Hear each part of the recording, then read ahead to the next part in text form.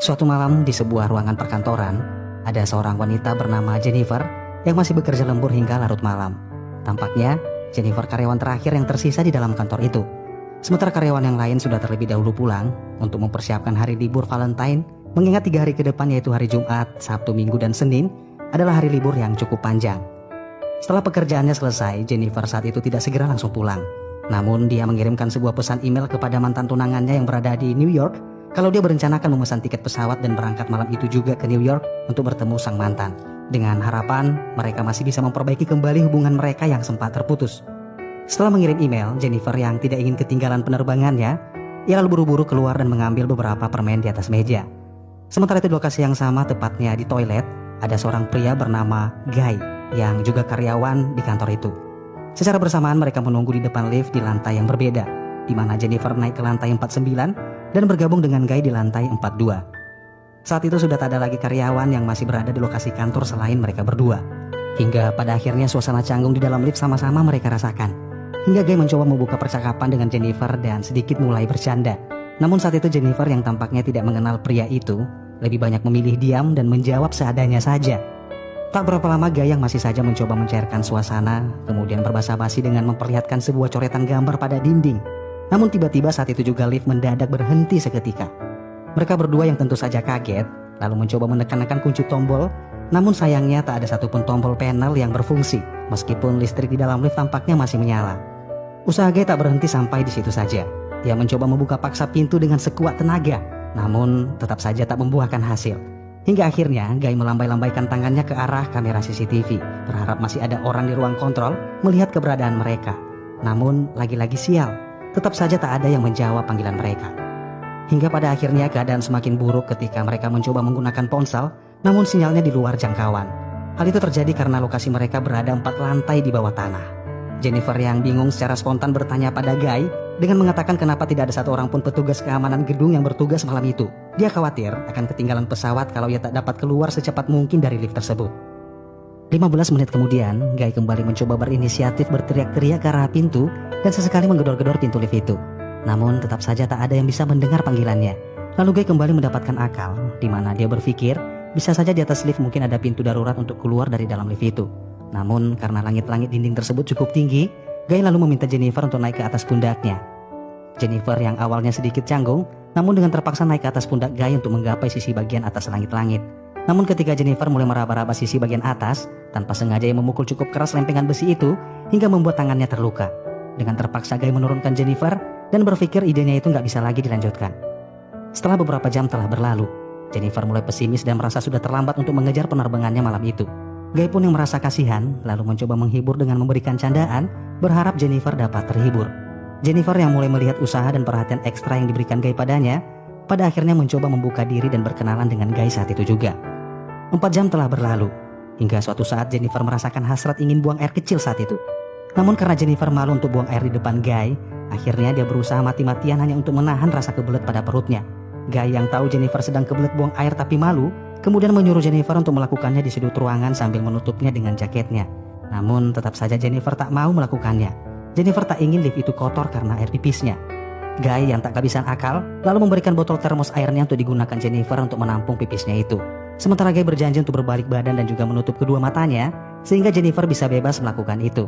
Dan yap, Jennifer mengambil botol itu kemudian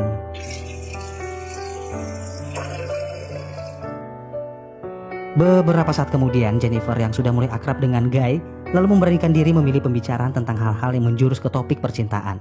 Jennifer mengatakan kepada Guy dengan bertanya, di manakah tempat paling kotor yang pernah Guy lakukan selama hidupnya. Namun Guy yang terlihat malu untuk mengatakannya lalu meminta Jennifer untuk terlebih dahulu yang bercerita. Sambil tersenyum, Jennifer pun mengatakan kalau ia pernah bercinta di dalam perpustakaan dengan salah satu mantan pacarnya semasa kuliah dulu. Sementara ketika giliran Guy yang bercerita, ia mengatakan kalau dia pernah bertemu dengan seorang gadis di sebuah pantai dan minum-minum sampai mabuk, lalu melakukan itu dengan sang gadis dalam mobil sambil mengemudi. Sampai akhirnya Guy berkata kalau dia mulai terangsang dan ingin menghentikan pembahasan itu. Dia pun meminta maaf pada Jennifer karena sudah melewati batas pembicaraan. Namun Jennifer yang saat itu juga merasakan hal yang sama, hanya bisa terdiam ketika Guy berjalan mendekatinya. Dan pada akhirnya saat itu juga, mereka saling melepaskan sel elektrokimia yaitu kutub positif dan kutub negatif yang menghasilkan arus listrik bertegangan tinggi. Setelah ketegangan kabel-kabel saraf mereka melemah, Guy mengatakan kalau dia mulai jatuh cinta pada Jennifer. Jennifer pun yang mendengar pengakuan Guy tersebut segera melepaskan dekapan Guy dan mengatakan kalau dia sangat mencintai mantannya dan hanya ingin kembali menjalin hubungan dengan mantannya itu. Jadi yang baru saja mereka lakukan itu anggaplah hanya sebagai pelampiasan sesaat saja. Namun siapa sangka perkataan Jennifer itu sebenarnya sangat melukai perasaan Guy. Dia mengatakan kalau Jennifer sebaiknya menyudahi hubungannya dengan sang mantan karena Guy yakin dia lebih pantas untuk Jennifer. Mendengar hal itu Jennifer kesal pada Guy karena tentu saja dia memang benar-benar mencintai mantan tunangannya itu. Jennifer pun menambahkan ketika nanti mereka berdua berhasil keluar dari lift itu, berpikirlah seperti tak terjadi apa-apa. Dia ingin kembali melanjutkan kehidupan normalnya dan begitu pula dengan Guy tanpa membawa-bawa yang namanya perasaan. Sesaat kemudian setelah Jennifer mengatakan itu, tiba-tiba ekspresi Guy yang awalnya humoris dan perhatian pada Jennifer seketika berubah saat itu juga, di mana Guy mulai mengungkapkan siapa sebenarnya dirinya. Dia mengatakan bahwa ia telah berbohong pada Jennifer karena sebenarnya dia bukanlah karyawan yang memiliki jabatan tinggi di perusahaan tersebut, melainkan hanyalah seorang security yang ditugaskan di kantor itu. Beberapa saat kemudian Guy mengeluarkan ponselnya dan menunjukkan hasil rekaman CCTV di saat Jennifer beraktivitas setiap hari, bahkan ketika Jennifer menunggu di depan lift saat pulang kantor. Jennifer yang mendengar hal itu seketika kaget, seakan-akan tak percaya pengakuan dari pria tersebut. Pria itu lalu melanjutkan dengan mengatakan, dia sebenarnya sudah lama bekerja di kantor itu, namun tak ada seorang pun yang peduli padanya hanya karena status sosialnya yang dianggap hanyalah seorang security. Guy tak habis pikir, bagaimana Jennifer bisa mencintai dan ingin kembali pada mantannya, padahal Guy lah yang lebih mengenal Jennifer seutuhnya. Guy lalu mengatakan kalau kejadian terjebak di lift itu bukanlah sesuatu yang kebetulan, namun itu adalah sesuatu yang sudah lama ia rencanakan. Guy kemudian mengeluarkan kunci lift dan menunjukkannya dengan membuka pintu yang sengaja ia blokir. Saat itu juga Jennifer yang sudah tak tahan lagi dengan obsesi gila pria itu, kemudian mengatakan akan melaporkannya pada polisi sehingga membuat Guy membusuk di penjara. Setelah mengatakan itu, Jennifer mencoba merebut kunci itu dari genggaman Guy dan terjadilah pertikaian di antara mereka. Namun ketika Jennifer merebut kunci itu, tanpa sengaja ia merusak panel tombol pada lift tersebut dan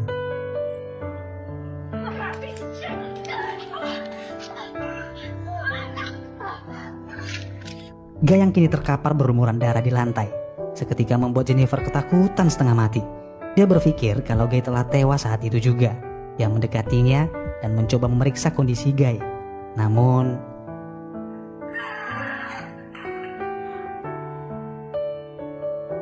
sesaat kemudian Jennifer pun terbangun dari pingsannya dan melihat Guy sudah sadar lebih dulu.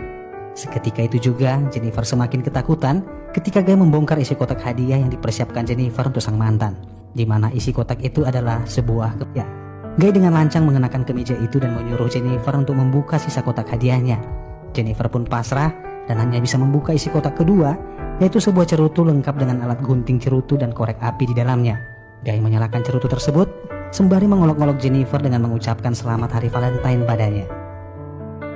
Beberapa saat kemudian, Guy tiba-tiba meminta maaf pada Jennifer karena telah membuatnya takut saat itu. Dia berharap Jennifer mau berdamai dengannya.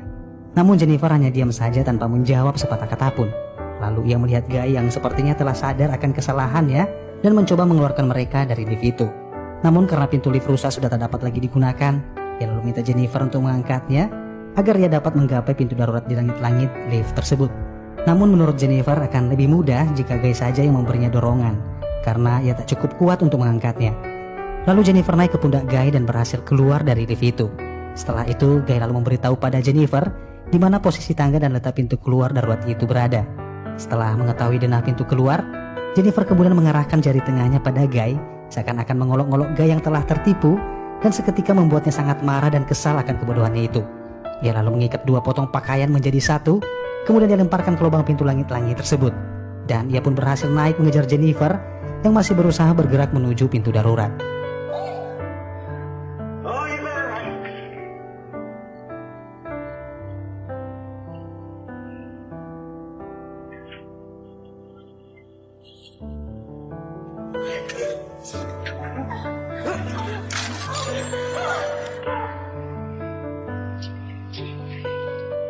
Ketika Jennifer sudah berhasil membuka pintu darurat itu, ia lalu berteriak meminta tolong berharap seseorang mendengar teriakannya. Namun tiba-tiba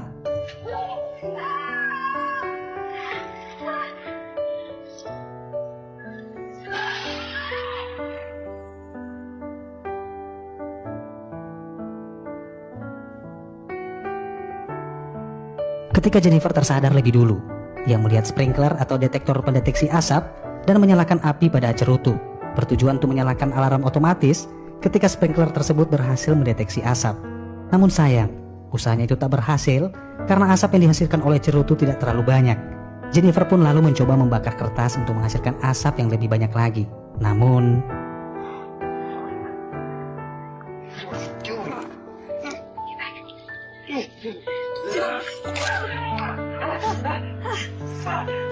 Jennifer berhasil menahannya dengan sepotong kain, dan Guy memberitahu pada Jennifer kalau alarm kebakaran tidak akan menyala. Malah itu hanya membuat mereka basah kuyup dan tersengat listrik. Namun Jennifer mengancam akan menyakiti Guy dan akan membuatnya mengakui semua yang telah Guy lakukan padanya. Beberapa saat kemudian Jennifer menyalakan kameranya untuk mendokumentasikan bukti apa yang sudah terjadi. Dia lalu mengarahkan kameranya ke Guy dan mulai menanyakan identitas Guy sebenarnya. Dalam keadaan terancam, pria itu akhirnya mengatakan dengan terpaksa kalau nama aslinya adalah John Dickens. Dalam keadaan kamera yang masih merekam, Jennifer memaksa John untuk mengakui semua perbuatannya itu dan juga menceritakan serangkaian rencana yang telah ia susun. Waktu pun terus berlalu, tanpa terasa hari Senin pun telah tiba, namun mereka masih terjebak dan belum mendapatkan pertolongan. Pada malam harinya, seorang security yang juga rekan kerjanya John, yaitu bernama Eddie, secara kebetulan mengunjungi kantor bersama dengan pacarnya. Namun dia melihat keanehan ketika tak melihat John yang seharusnya bekerja mengawasi kantor itu. Eddie pun melihat ke arah kamera CCTV dan seketika kaget ketika melihat John dan Jennifer tergeletak di dalam lift. Eddie pun refleks mencoba memanggil mereka menggunakan mikrofon yang tersambung di seluruh gedung. Dan panggilan tersebut berhasil membuat Jennifer terbangun dan meminta Eddie untuk mengeluarkannya dari lift itu. Tak perlu menunggu waktu lama, Eddie langsung beranjak menuju lift tersebut, meninggalkan pacarnya yang sedang tertidur di sofa. Ketika sudah berada di luar lift, Eddie mencoba membuka pintu lift itu secara paksa dengan mencongkelnya menggunakan sebuah linggis. Sementara Jennifer yang sudah tak sabar ingin keluar, kemudian mencoba mendongakkan kepalanya keluar pintu. Namun Eddie menyuruhnya kembali masuk ke dalam agar dia bisa membuka pintu itu sepenuhnya. Namun tiba-tiba John menjatuhkan Jennifer tanpa dilihat oleh Eddie saat itu. Lalu John berteriak memanggil Eddie untuk menolongnya. Eddie pun yang tak mengerti apa yang sebenarnya sedang terjadi, dengan polosnya naik ke atas dan mencoba menolong rekannya itu. Dan tiba-tiba, Hello? Are you okay? What happened, man? How long have you been stuck in there?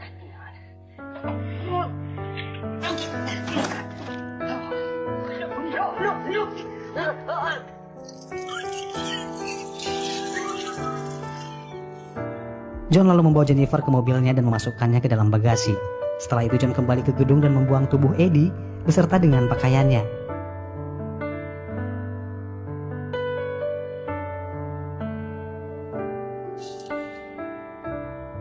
Setelah menghilangkan jejak Eddie, ia kemudian membersihkan dirinya, mengenakan seragam dan memasukkan cerutu ke dalam sakunya.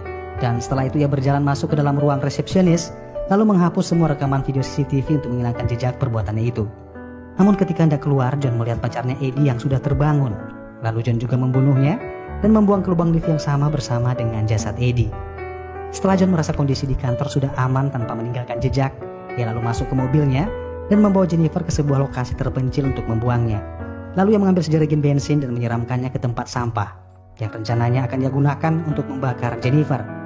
Sebelum ia membuka bagasi, John memberitahu Jennifer kalau dia benar-benar mencintai dan akan selalu mencintai Jennifer.